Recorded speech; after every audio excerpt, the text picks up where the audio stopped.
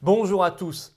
Cette affaire Covid, c'est aussi le hold-up du siècle au bénéfice des banques et de la finance. Je vous explique le cercle infernal, on va y revenir très concrètement dans cette vidéo avec toutes les dernières actualités et voir ce qu'il aurait fallu faire et ce qu'il faudrait faire complètement différent. Là, c'est vrai qu'on organise des fermetures, des restrictions, des confinements, etc. qui vont contre les indépendants. C'est un assassinat des indépendants. On met en place un système de prêts garantis par l'État, etc. Sauf que ce ne sont pas les banques qui prennent le risque, c'est l'État, le contribuable, vous et moi qui payons. Mais il y a quand même des défaillances d'entreprises. Confère ce que disait Klaus Schwab dans son livre, le patron de Davos du Forum économique, 75% dans l'hôtellerie et la restauration des entreprises indépendantes feront faillite avec cette crise Covid, cette affaire Covid. Et donc en réalité, on a fait place nette des indépendants. C'est l'État, le contribuable, qui a pris en charge. Le mur de la dette, l'esclavage pour dette se met en place, ça coûte très cher. Et à côté, les banques et la finance se sont gavées sur cette affaire et n'ont pris aucun risque. Et bien, c'est ce cercle infernal qu'il faut briser. Je m'étonne que dans la classe politique française, on en parle si peu, voire pas du tout. Bon, en fait, non, je ne suis pas honnête, je m'en étonne pas. Parce que l'essentiel de la classe politique française, malheureusement, est complètement dans la lâcheté et la soumission. Et l'essentiel de l'opposition est une opposition contrôlée, bien évidemment. Alors, il faut se battre contre tout ça. Vous allez voir, on va y revenir. Ça suppose qu'on soit souverain. Ça suppose qu'on sorte des griffes de la banque et de la finance. Ça suppose qu'on soutienne les indépendants, les créateurs, l'économie réelle, bien évidemment, pour l'avenir, pour la France. Et on se bat. Moi, je vous attends. Je vous attends ce samedi 17 avril à 14h30 à Lyon. J'y serai, place du Maréchal Lyoté. Venez, il fera beau, faites venir. Et puis, je vous attends ce dimanche 18 avril à 15h à Paris, place Pierre-Laroque. Il y aura notamment Pierre-Yves Rougiron qui prendra la parole du Cercle Aristote et d'autres intervenants. Musiciens, prenez vos instruments, cette fois-ci, il fera beau. On va jouer pour la liberté aussi. On se bat. Et puis la liste de tous les rassemblements organisés par les référents des Patriotes contre la coronafolie pour la liberté ce samedi et ce dimanche se trouve en première page sur les-patriotes.fr. Allez-y. Je vous remets le lien vers le grand défi national Frexit. Le lien, il faut le signer, il faut le partager, envoyer à vos contacts, à vos amis, le mettre sur vos réseaux sociaux. On en est au deuxième objectif, 30 000 votes. Le lien se trouve sous la vidéo en description. Premier objectif atteint. Il y aura une série d'entretiens vidéo extrêmement intéressants sur le sujet. On fera encore plus fort quand le deuxième objectif sera atteint. On se bat pour réinformer et obtenir ce Frexit le plus vite possible. On se bat. On se bat. Ayez l'espérance. Ça, c'est la carte d'espérance. Restez pas dans votre coin en disant qu'est-ce qu'on peut faire, on est fichu, on est foutu. Sachez que dans les siècles passés, il y a des millions d'hommes et de femmes en France qui se sont dit à un moment c'est fini, c'est foutu, on ne peut rien faire. Et ça ne s'est pas passé comme ça. Ça ne se passera pas comme ça. Ça dépend de nous. Alors venez, le lien pour adhérer, réadhérer ou faire un don de soutien à toutes nos actions se trouve sous la vidéo en description et c'est largement défiscalisé pour vous. Le lien pour adhérer est également en commentaire épinglé et en fin de vidéo, vous pourrez cliquer directement sur l'écran pour nous rejoindre. Bienvenue d'avance aux patriotes, bravo à ceux qui font un don de soutien à nos actions. Énorme cadeau fait aux banques dans cette affaire Covid et assassinat des indépendants, ça va ensemble. Alors pourquoi j'en parle? Notamment sur BFM TV ce 14 avril, le ministre de l'économie Bruno Le Maire ajoute ceci. Il annonce que l'État envisage d'annuler une partie, tout ou partie d'ailleurs, de la dette de certaines entreprises privées. Je le cite. Quand on va regarder une entreprise, on va regarder sa situation. Voir s'il faut étaler sa dette, voire annuler sa dette en partie. Fin de citation. Je remarque d'ailleurs que quand il s'agit d'annuler la dette publique, la dette de la France en partie, alors là, il n'y a plus personne. C'est impossible parce qu'il y a le saint euro, parce qu'il y a les traités européens. C'est bien pour ça d'ailleurs qu'il faut faire le Frexit et quitter l'Union européenne et l'euro le plus vite possible. Fin de la parenthèse. Alors d'abord, qu'est-ce que veut dire cette phrase de Bruno Le Maire avant de parler des cadeaux faits aux banques?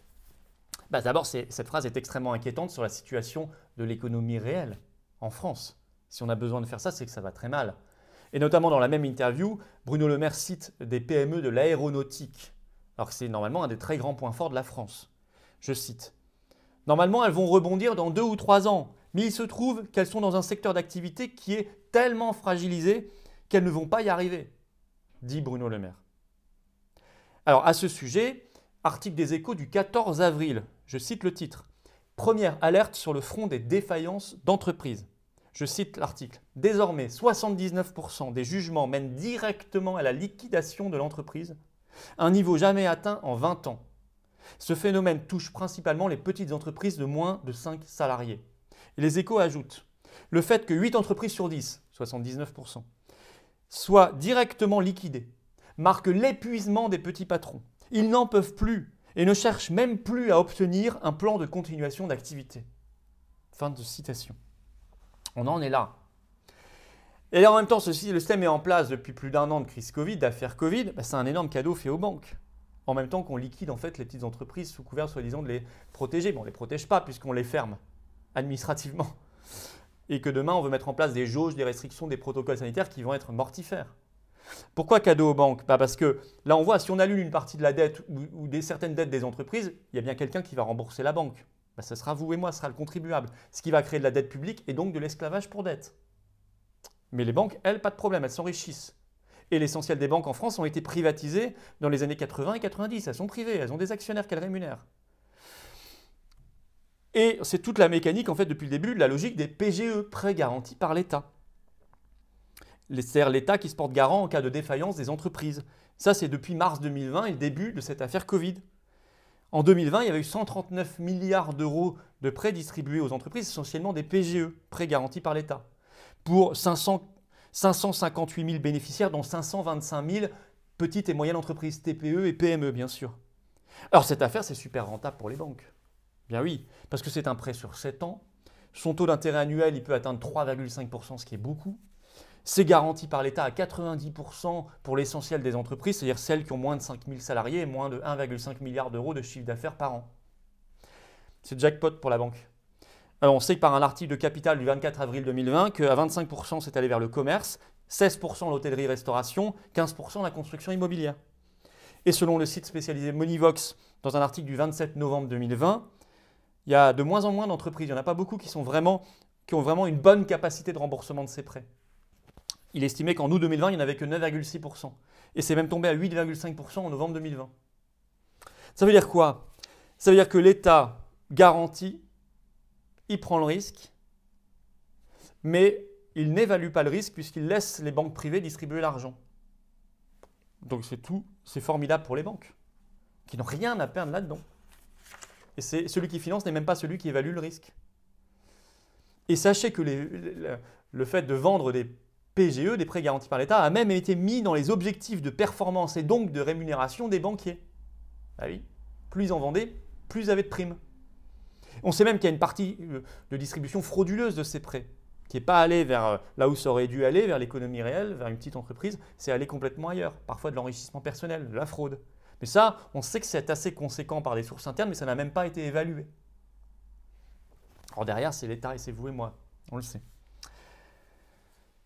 Or, il va y avoir des défaillances massives. Il ne faut pas croire que ce système-là, il est fait pour les petits. Non, les petits, ils sont fermés, ils sont laminés. Il y en a déjà beaucoup qui ont fait faillite d'ailleurs. Et on voit, je vous ai cité cette statistique des 79% en liquidation par l'article des Échos en début de vidéo.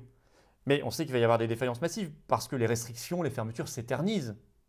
Ça fait un an. Et parce que demain, on nous dit qu'on va rouvrir peut-être en partie avec des protocoles sanitaires, des jauges, voire un passeport sanitaire, ce que nous combattons férocement. Enfin, tout ça, ça ne permet pas de vivre pour ces petites entreprises. Alors pour l'instant, on a mis la poussière sous le tapis. Selon Altares, il n'y a eu que 32 000 défaillances d'entreprises en France en 2020, ce qui est très très bas. En 2019, il y en avait eu 52 000. Et puis au premier trimestre 2021, selon l'article des Échos du 14 avril dernier, on est toujours en baisse de défaillances d'entreprises de 32% par rapport au premier trimestre 2020. On met la poussière sous le tapis avec tous ces systèmes de PGE, etc. Mais il va y avoir un violent et un violent et coûteux retour de bateau. Oui, violent, parce que ça va venir d'un coup et ça commence, et coûteux pour chacun d'entre nous, et coûteux à terme, parce que ça renforce la dette et donc l'esclavage pour dette, toujours au bénéfice des banques. Reportez-vous aux vidéos que j'ai faites sur la dette et l'esclavage pour dette.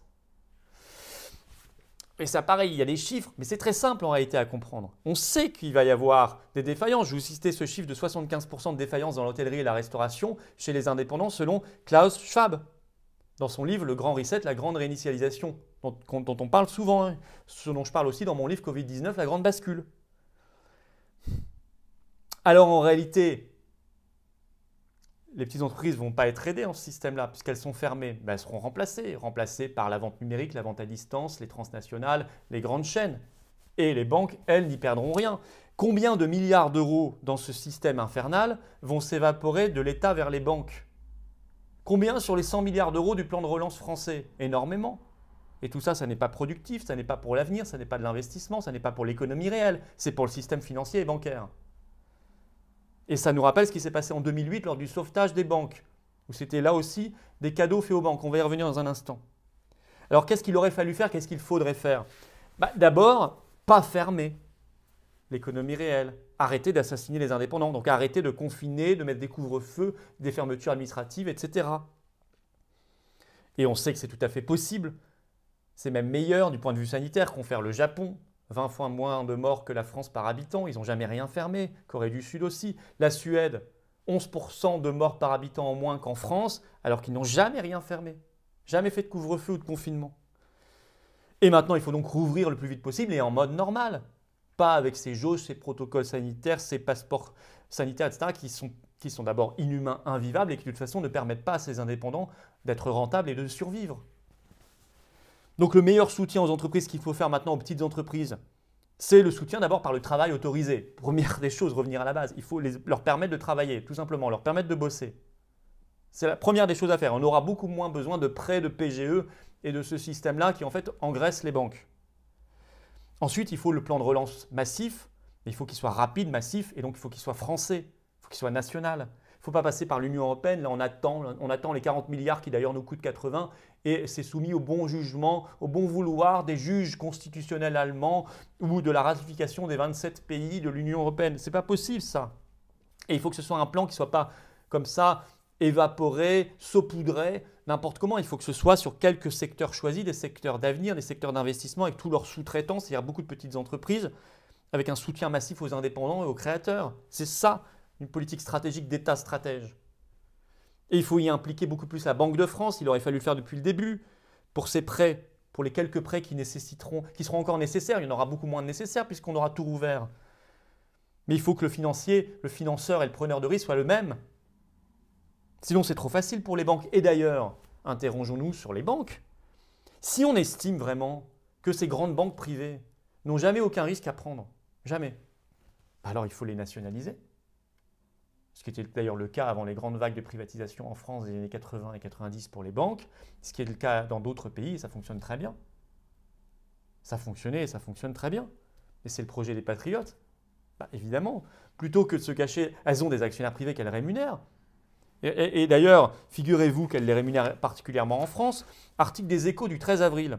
En 2020, je cite, sur les 23,5 milliards d'euros de bénéfices des banques dans la zone euro, 21,5 milliards ont été réalisés par les banques françaises. C'est-à-dire 91,5% du total. Donc, si on estime qu'elles n'ont pas de risque à prendre, qu'elles ne font que s'enrichir et de rémunérer des actionnaires privés, autant directement les nationaliser. Parce que c'est l'État derrière. Sinon, elles gagnent à tous les coups, aucun risque et que les bénéfices. Mais ce n'est pas des bénéfices publics. Ça n'est pas pour le bien commun. Et c'était déjà le cas en 2008. Je vous cite un article de Atlantico qui était sorti en juillet 2013, qui faisait le bilan de ce que ça avait coûté, ce sauvetage des banques en 2008. Article de Alain Pifaretti, journaliste collaborateur à l'Express, et de Jean-Michel Rocky, professeur affilié de finance à l'Université Paris-Dauphine et co-auteur de plus d'une dizaine d'ouvrages sur le sujet. Ils disent ceci concernant la crise de 2008, je cite. Il faut bien voir par ailleurs que les gagnants des différents plans de sauvetage ont été les banques et non l'État. Cela a bien représenté un cadeau aux actionnaires qui se traduisait d'ailleurs par un rebond boursier des actions bancaires pour les grandes banques universelles, BNP, Société Générale, BPCE, etc. Or, si l'État, écrivent-ils, et le contribuable, a participé aux pertes, notamment les pertes nettes directes de Dexia, il n'est pas associé aux gains provenant des revalorisations bancaires, contrairement à ce qui s'est passé dans d'autres pays. La Cour des comptes estime à 5,8 milliards d'euros ce manque à gagner pour l'État. Et aujourd'hui, c'est 10 fois plus. Mais c'est la même logique. Il faut sortir de ça. Vous voyez, notre logique n'est pas du tout la logique de prédation financière. Ce n'est pas la logique de l'État prédateur main dans les mains, l'État mondialiste, covidiste, macroniste main dans la main avec la banque et la grande finance. C'est l'inverse. C'est l'État au service du bien commun et donc notamment des petits indépendants, des créateurs. Et les banques remises à leur place. Voilà ce que c'est qu'un vrai projet sérieux de libération nationale, d'indépendance, de souveraineté et de bien commun, d'humanité. Alors on se bat. Signez le grand défi Frexit là. Le lien est sous la vidéo en description. Et puis venez ce samedi 17 avril 14h30 à Lyon, j'y serai, place du Maréchal Lyautey. Et ce dimanche 18 avril à Paris 15h, place Pierre Laroque, venez, j'y serai. Musiciens, venez avec vos instruments de musique. On va se libérer aussi par la musique. Et puis, je vous attends dans le combat. Voilà. Et l'espérance et le courage. Le lien pour adhérer, réadhérer ou faire un don de soutien à toutes nos actions se trouve sous la vidéo en description et c'est largement défiscalisé pour vous, renseignez-vous. Le lien pour adhérer est également en commentaire épinglé et vous cliquez ici directement sur l'écran pour nous rejoindre. Et vous êtes très très sincèrement bienvenus aux patriotes et bravo à ceux qui font un don de soutien à toutes nos actions. Allez, on va y arriver. Vive la France!